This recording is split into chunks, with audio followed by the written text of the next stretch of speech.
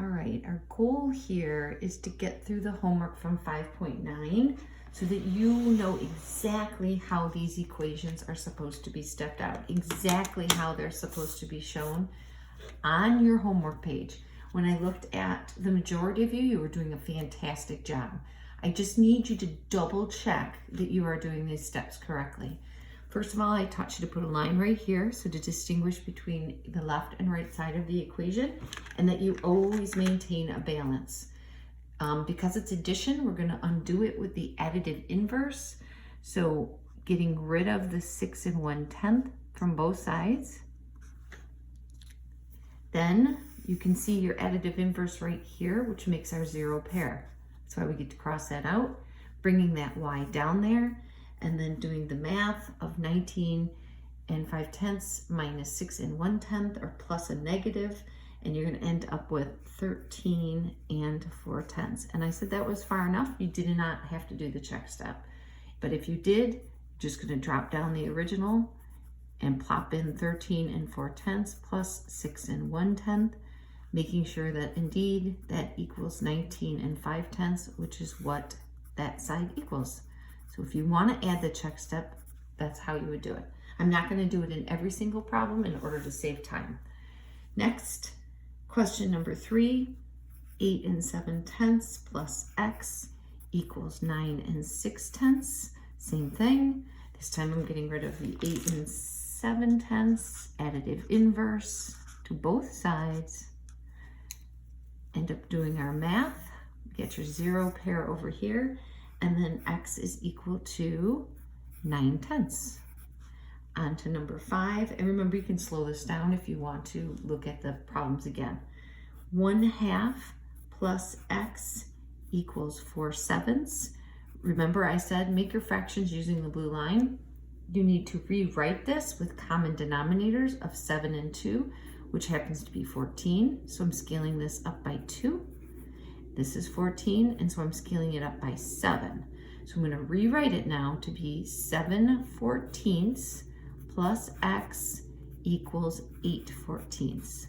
Now I can start the process of additive inverse, negative 7/14 to both sides.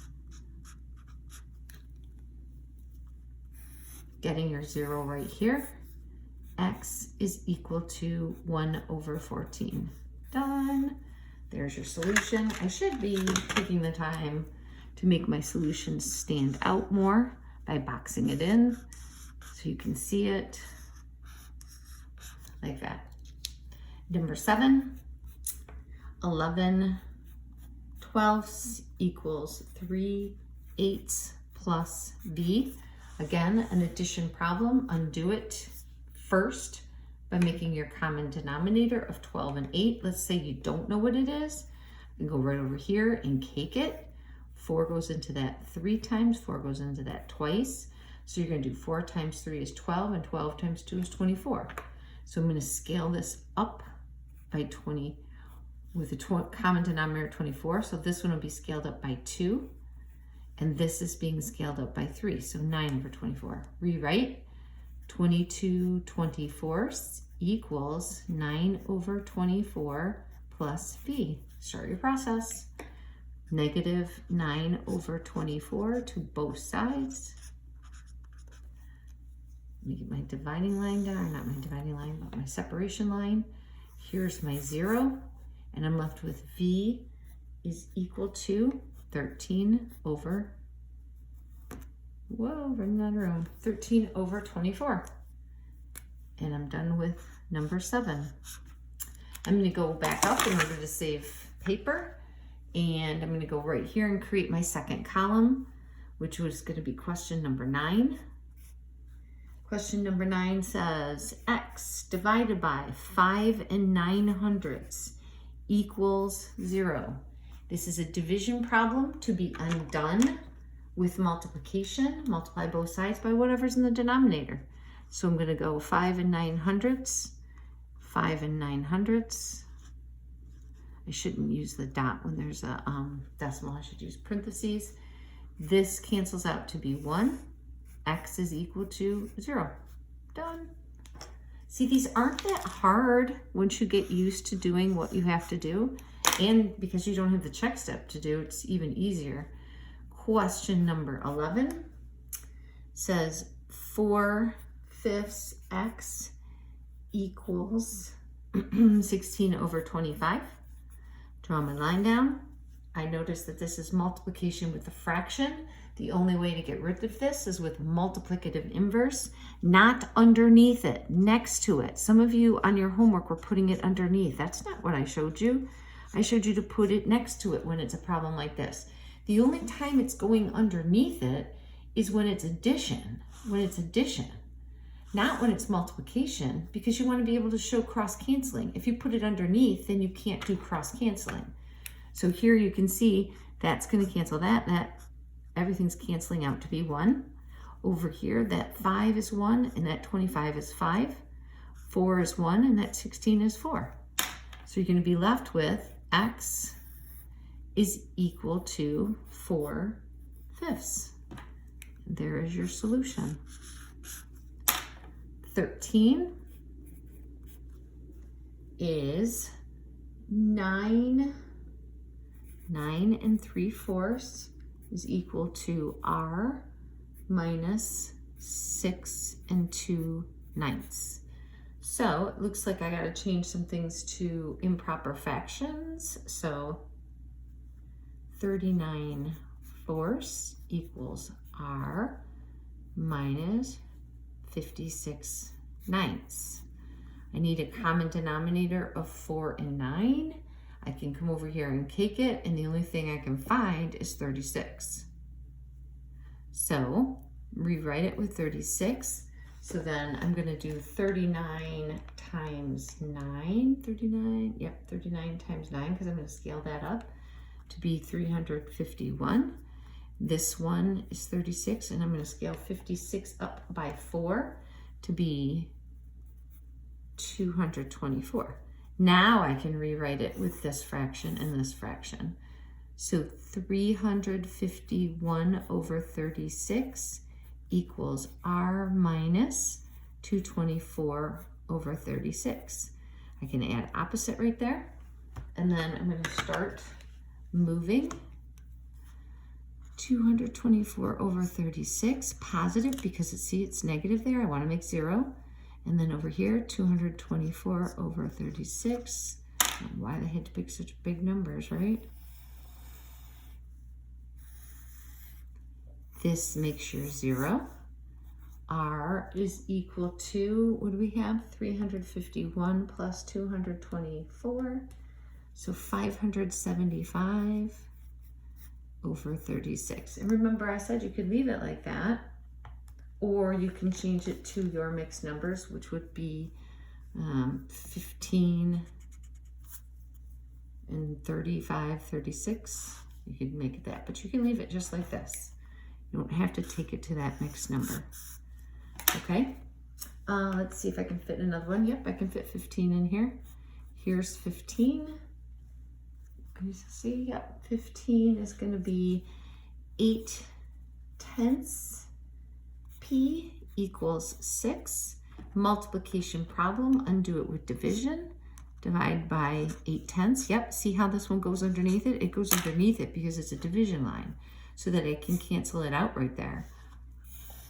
P is equal to, is it again 6/10? Right, is equal to 7 5/10. So let's say you didn't know that. Let me show you how to divide it. Remember, make an L, it's 8/10 into 6. So I have 8/10 going into 6. I can't have a decimal here. So I have to move it one place over, which means I have to move it one place over here. So it becomes 60, and the decimal is here. So 8 can't go into 6, but it can go into 67 times. Subtract, bring down the 0. 8 into 40 is 5, okay? So that's question 15. Let's go through question 17 now. Longest video in the world, right? 17 is 10 is equal to 5/9 u. Remember, you undo multiplication with fraction with the multiplicative inverse. So you flip that fraction, reciprocate it, 9/5. Then you can see right here, that's going to cancel that, and that's going to cancel that. That's why we write it on the side, not underneath. This 5 is going to cancel that 10 to be 2, and you're going to end up with u equals 18, and that's your solution. Those aren't hard with the fractions. Those are actually the easier ones. 19 becomes b minus 7/10 equals -1/4. This is an addition problem. I need to undo it. First, I can add opposite. Second, I have to find the common denominator. Looks like 20. So I'm going to scale this up by 5. And this one, 20, I'm going to scale it up by 2. So it becomes -14.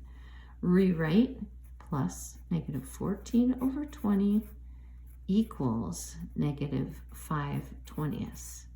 Now I can start adding 14/20. See, this goes underneath because I'm adding. Over 20. Here's your cancellation. B is equal to 9/20. Here's your solution. Here's number 19. Let's go to number 21. Is 3/8 plus g equals 7/12. Once again, I need a LCD. I'm going to come over here and cake it. 8 and 12. 4 goes into 8 twice. 4 goes into 12 3 times. 4 times 2 is 8, and 8 times 3 is 24. So we're going to scale this one up by 24. So this goes, I'm not up by 24, but LCD 24, I'm going to scale this up by 2. I'm going to scale this up by 3. And so now I'm going to rewrite it. 9/24 plus g is equal to 14/24. Now I can move 9/24, additive inverse.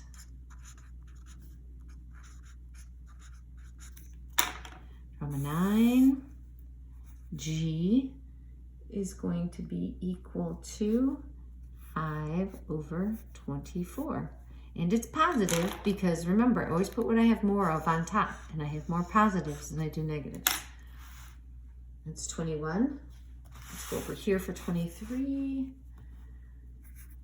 23, and see, I didn't have to, I only used 2 sheets of paper because I'm keeping my columns separated so that you can read it. I'm not all over my page. I'm not doing crazy boxed in things like some of you have done. Just nice, clean work.